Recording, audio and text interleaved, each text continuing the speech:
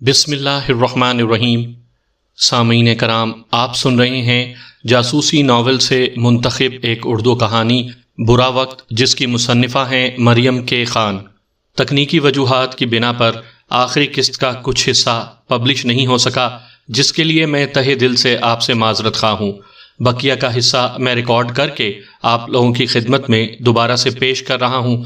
مجھے امید ہے آپ میری اس غلطی کو نظر انداز کر دیں گے۔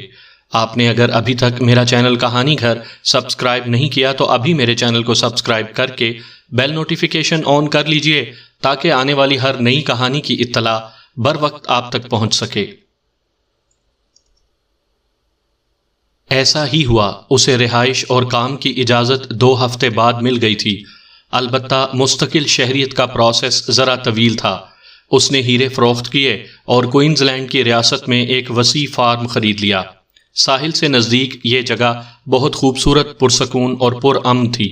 یہاں زیادہ تر فارمرز رہتے تھے اور گھر فاصلے فاصلے پر بنے ہوئے تھے۔ نزدیکی شہر راک ہیمپٹن تھا، جہاں وہ سب دستیاب تھا جس کی جونی کو خواہش تھی۔ دولت کی اس کے پاس کمی نہیں تھی، اس لیے اس نے فارم پر کاشتکاری کی کوشش نہیں کی اور اسے یوں ہی چھوڑ دیا۔ اس کا رہائشی ولا ساحل سے ذرا فاصلے پر کسی قدر بلندی پر تھا۔ اس کے نیچے دائرے میں کٹا ساحل خود بخود اس کی ملکیت بن گیا تھا۔ چٹانوں کے درمیان اس کا سفید ریت والا ساحل بہت خوبصورت اور سب سے الگ لگتا تھا۔ نیچے جانے کے لیے لکڑی کی ریلنگ والی سیڑھی تھی۔ جونی اکثر یہاں دھوپ، ہوا اور لہروں سے لطف اندوز ہونے آتا تھا۔ اس کے پاس 2 انڈونیشین ملازمائیں تھیں جو اس کی اور گھر کی دیکھ بھال کرتی تھیں۔ موسم خوشگوار رہتا تھا۔ سال کے کم حصے ایسے آتے تھے جب بہت سردی یا بہت گرمی پڑتی تھی، ورنہ سال کے باقی حصے میں موسم ایک جیسا رہتا تھا۔ جونی کو یہاں منتقل ہوئے 6 مہینے ہونے کو آئے تھے۔ اس نے آس پاس لوگوں سے اچھے تعلقات قائم کر لیے تھے اور وہ دوبارہ سوشل لائف کا آغاز کرنے کی سوچ رہا تھا، مگر اس کے لیے ضروری تھا کہ ایک عورت اس کی زندگی میں ہو، چاہے وہ اس کی بیوی کی حیثیت سے ہو یا محبوبہ کی حیثیت سے۔ فی الحال اس کا شادی کا موڈ نہیں تھا اور کوئی ایسی لڑکی یا عورت بھی نہیں ملی تھی جو اسے دل سے پسند آتی۔ اس کے بیڈ روم تک تو کئی آئی تھیں، مگر وہ اسے بس بیڈ روم کی حد تک ہی اچھی لگی تھیں۔ اس دن موسم کسی قدر خنک ہوا تھا اور وہ لنچ کے بعد ساحل پر نکل آیا تھا۔ دھوپ کسی قدر سرد ہوا کے ساتھ مل کر اچھی لگ رہی تھی۔ وہ آرام کرسی پر نیم دراز تھا، برابر میں تپائی پر وسکی اور برف کی باسکٹ رکھی تھی۔ اس کی انڈونیشین ملازمہ میری اس کے ساتھ تھی اور عقب میں کھڑی اس کے شانے سہلا رہی تھی۔ اس کے نرم ہاتھوں کے لمس سے جونی لطف اندوز ہو رہا تھا۔ اچانک میری نے کہا، یہ کون ہے؟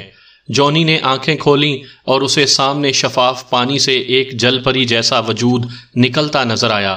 فرق صرف یہ تھا کہ جل پری کا نچلا دھڑ مچھلی جیسا ہوتا ہے، مگر یہ ایک مکمل عورت تھی۔ چاندنی جیسا دمکتا وجود جو نہ ہونے کے برابر لباس میں چاند کی طرح نمایاں تھا۔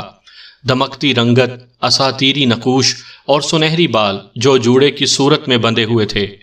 وہ عمر کے اس حصے میں تھی جب عورت اپنے حسن کے عروج پر ہوتی ہے۔ پانی سے نکل کر وہ سحر زدہ کر دینے والی چال کے ساتھ اسی کی طرف آئی۔ جونی بے ساختہ کھڑا ہو گیا۔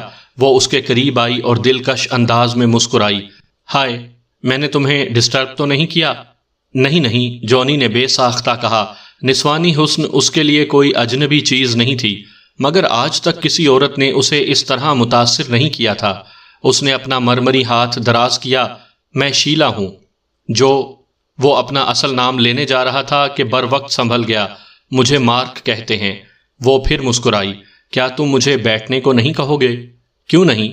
جونی نے دوسری کرسی کی طرف اشارہ کیا تو وہ نزاکت سے اس پر ٹک گئی۔ اتنے قریب سے اس کے جسمانی حسن و تناسب نے جونی کے ہوش اڑا دیے تھے۔ ڈرنک پلیز، وہ ہنسی۔ میں براہ راست بوتل سے نہیں پیتی۔ جونی کو اپنی حماقت کا احساس ہوا۔ اس نے میری سے کہا کہ دوسرا گلاس لے کر آؤ۔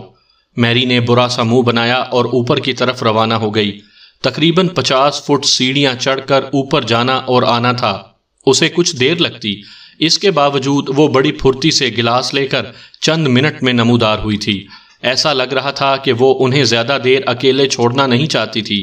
شیلا نے اسے آتے دیکھا اور بولی، بڑی جلدی آ گئی، کیا یہ کچھ دیر کے لیے یہاں سے جا نہیں سکتی؟ شیلا نے جانی کے دل کی بات کہہ دی تھی۔ وہ خود اس کے ساتھ شدت سے تنہائی کا تمنائی تھا۔ اس نے میری کے آتے ہی اس سے گلاس لیا اور اسے حکم دیا، میرا کمرہ بالکل صاف کر دو، اس کے بعد میرا کوئی سوٹ استری کر دینا۔ میری نے گھور کر شیلا کو دیکھا۔ وہ سمجھ رہی تھی کہ جانی اسے ٹال رہا ہے۔ وہ بھی اس کی تنہائیوں کی ساتھی تھی، مگر ساتھ ہی ملازمہ بھی تھی۔ اس کے حکم سے انکار نہیں کر سکتی تھی، اس لیے برہمی کے ساتھ اوپر کی طرف بڑھ گئی۔ اسے جاتے دیکھ کر شیلا نے معنی خیز انداز میں کہا، لگتا ہے یہ ملازمہ سے کچھ بڑھ کر ہے۔ نہیں، جانی نے اس کے اور اپنے لیے شراب گلاسوں میں انڈیلی اور گلاس اس کی طرف بڑھا دیا۔ بس ذرا نک چڑھی ہے۔ شیلا نے گلاس تھام لیا۔ میں سمجھی کہ شاید کچھ اور بھی ہے۔ میں نے تمہیں پہلی بار دیکھا ہے، جانی نے تجسس سے پوچھا۔ میں برسبین سے آئی ہوں، کچھ فاصلے پر ہماری کشتی کھڑی ہے، میں سوئمنگ کرتی اس طرف آ نکلی، مجھے یہ ساحل اچھا لگا۔ صرف ساحل؟ جانی نے معنی خیز انداز میں پوچھا۔ شیلا نے اس کی آنکھوں میں دیکھا اور گلاس خالی کر کے ریت پر اچھال دیا۔ وہ خود اٹھ کر اس کی طرف آئی۔ جانی نے اٹھنے کی کوشش کی، مگر شیلا نے اسے واپس دھکیل دیا اور اس پر چھا گئی۔ جانی نے اسے من مانی کرنے دی۔ وہ خود یہی چاہتا تھا۔ شیلا کا قرب سحر انگیز تھا۔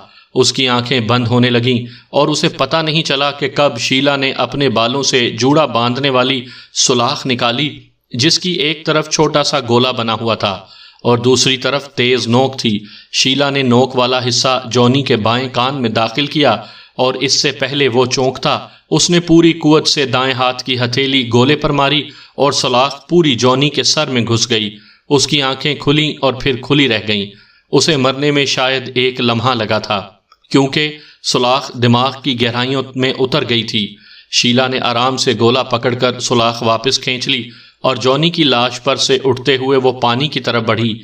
اس نے سلاخ پر لگا ہوا خون اور مغز صاف کیا اور اسے دوبارہ اپنے بالوں میں لگا لیا۔ پانی میں اترنے سے پہلے اس نے مڑ کر جانی کو دیکھا اور بولی، ڈانی دی ڈوگ نے اپنی ڈیل مکمل کر دی مسٹر جانی۔ اگرچہ مجھے $60,000 سے کہیں زیادہ رقم خرچ کرنا پڑی، لیکن ڈیل ہوتی ہے۔ اس نے پانی میں چھلانگ لگائی اور چند منٹ بعد سمندر میں اس کا نام و نشان نہیں تھا۔